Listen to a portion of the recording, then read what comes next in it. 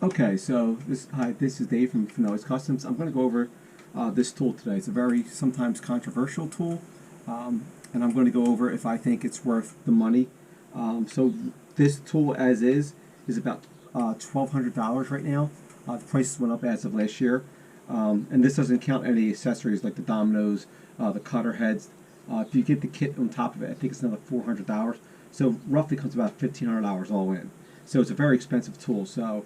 But I'm going to go over if I think it's worth it. This is the Festool Domino DF 500Q. This is the smaller one. This is the one I like. I was going to get the bigger one, but this one is definitely more versatile. It's easier to use. It's smaller. It's easier to handle. So I'm going to going over how I build table frames, and I'm going to be using this white oak. This will represent the leg, and this will represent the stretcher, and with a reveal, which is very important. How to set your reveals up, because you'll usually will have a reveal in your furniture, and you need to be able to space that out and do the math, or use a spacer to get that exact measurement to have a clean joint. So let's go over that next. Okay, so to do this, in my opinion, this like I said, this piece of oak here is going to represent the leg. It's a little thicker, and this is going to represent the apron or stretcher, which will join into it. So we're going to join these. So there's a couple ways to do this. One, you need to get your 2 points here for your dominoes, and the easiest way to do that, you could do, like, if you're doing just one, you just find the center, but if you're doing two, you need to find the center of the two. So what I like to do is just lay them out, the two dominoes out, put a little space between, a little space on the edges here, so you don't want to go over. So I just kind of get the middle of this as best you can. Or you could use your little speed ruler here, and this is the center of this domino.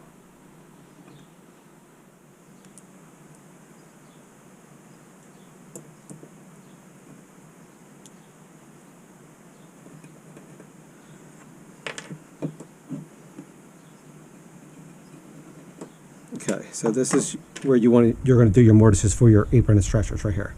So that's done. So then you have to also do your legs. So that the best way to do it is to take your speed ruler that you used previously for the top. That's easy. You know it's here. The problem is with the bottom, you have to kind of line them up. You could do the measurements too, but it's just easier to line them up. And remember, these are going to be set at the wider setting, typically. Not always, but typically they're going to be set at the wider setting. So then you just get your square.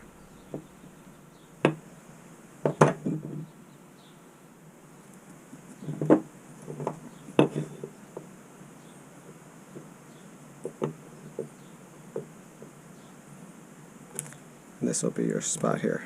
Oop.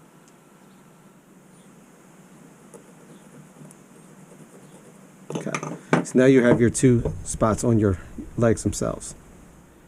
Now here you're going to factor in your reveal, and that's where it gets a little difficult, because you have to either do the math on it or you could use a spacer. But let's do the mortise on your apron first. So I'd like to use like a little dog hole here, just put that in, or you can use a clamp, either way.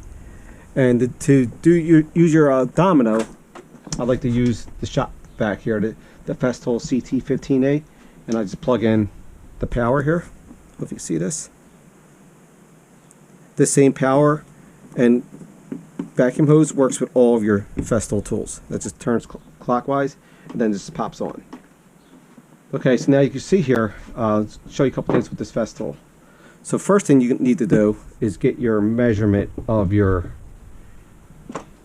apron and stretcher. And I like to use a caliper. That's probably the fastest way to get that.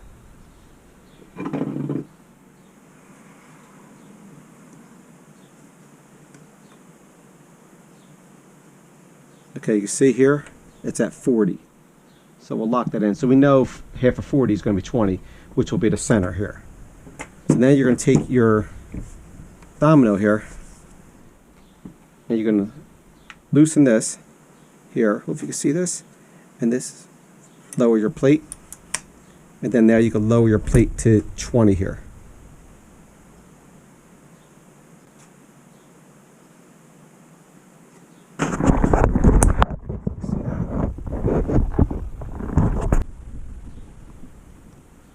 Okay, so once you have your plate set to 20 here, you know that's going to be your, you're going to lock that in.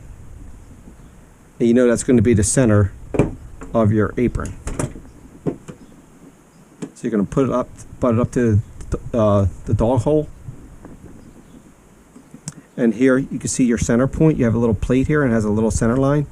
You want to get as close as that as possible. Okay, so here's the key here. Here's your width plunge setting. It's set to the bigger plunge. We're going to set that as we turn it on. And another important thing to remember here is this here. So you're using 60 by 40. We're using 60 by 40 dominoes. So now that we're doing that, we need to set your plunge set in the 20, which it is set to that right now. You see, under the set that, you just kind of push this in. You can push this up or down to whatever setting you want, depending on the domino you're using. So we're on 20, which that's where you want to be. So you have your plate here set to 20, and that's locked in. You have your plunge set to the Y, so we got to set that.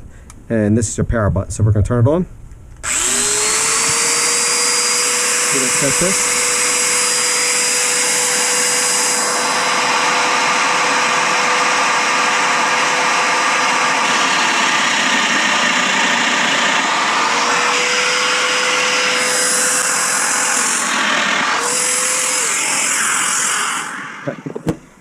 So there we go. We have our 2 mortises here and our dominoes. We're just going to dry fit everything. We're not going to glue anything up today.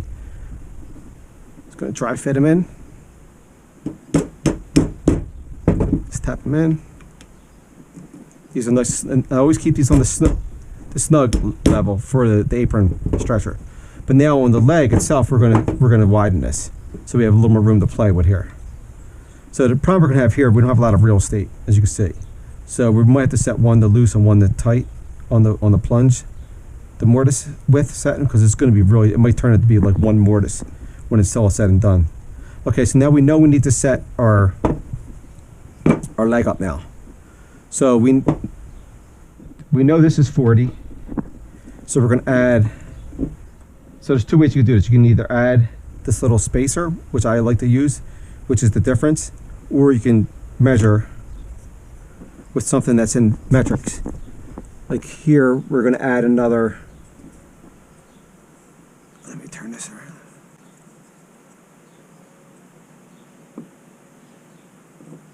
Another, looks like 9 millimeters, top of it. So now we can set this plate again. We're going to bring it up to about 29.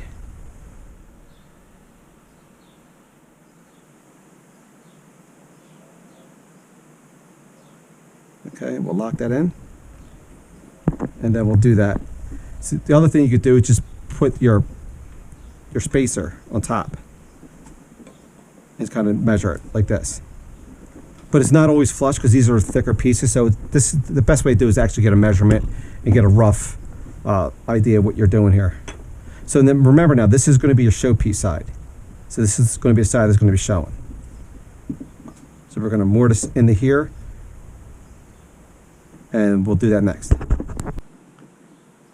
Okay, so now we're going to put this flush up to the line here.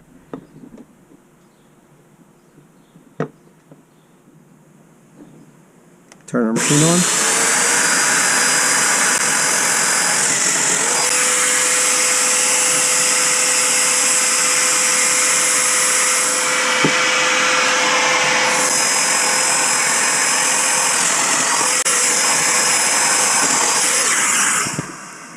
Okay, so we have, you can see I went over the top here, which is fine for this test.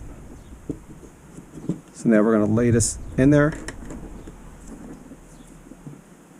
And this actually is a good representation how it's going to look.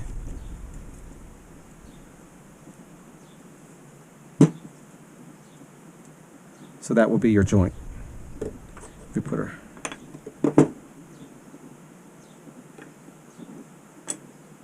So this will be your outside. So we'll put the other leg here.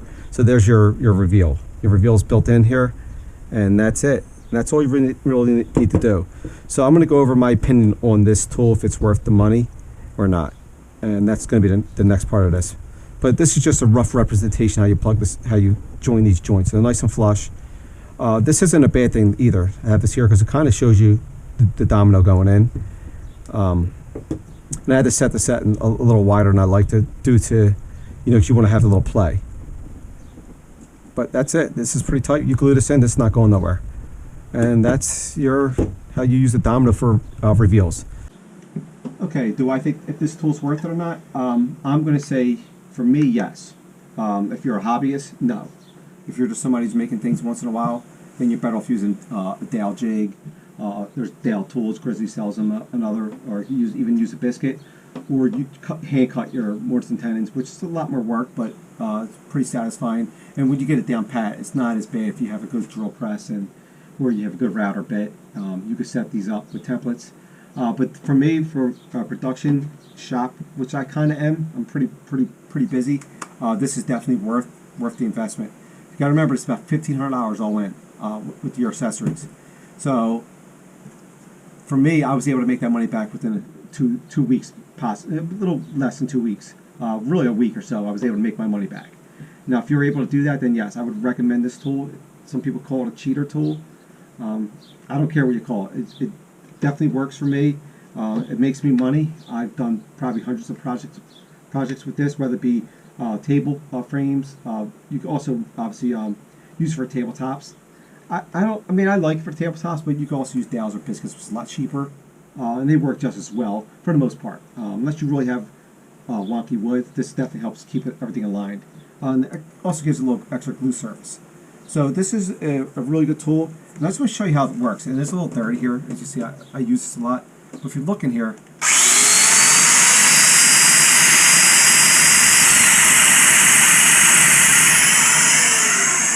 all it is a cutter head. And they're easy to change. They take about maybe a minute, 30 seconds to change your cutter head. They come with little tools. They come in your sustainer. And also keep in mind your shop vac that you buy. Everything, I just keep the same plug and same hose hooked up for my sanders, the track saws, and whatever Festool tools I have. I'm not a huge Festool fanboy, but I definitely think they are worth the investment if you're a busy shop. That's the caveat with this. If you're just, like I said, a hobbyist, no, I wouldn't recommend this tool. But if you're a busy shop, you're going to make that money back, then yes. Unless you have a lot of money to throw around, then Festool will definitely appreciate that, and I think they're a great quality tool. I think all the tools are awesome. If I could buy everything with Festool, I probably will at this point, because so far I have a real good experience with them. I haven't had any issues, and I do break a lot of tools because I'm busy. I work off site, things like that, so I'm constantly dropping stuff and killing batteries, and I work my tools hard. So these seem to hold up. The track saw, I've done projects along with that. But this tool is like I said, it's the Festool DF 500Q. It's about $1,200 alone. Bare tool. I think it comes with the smallest bit, which is kind of useless. Unless you're doing like picture frames. But if you buy the kit with it comes with dominoes and all your cutters, it's about $1,500 all in. So keep that in mind. I do think it's worth it, and I would say yes, if you have a busy shop and you have the means, yes, I would recommend this tool. All right, well, thanks for watching.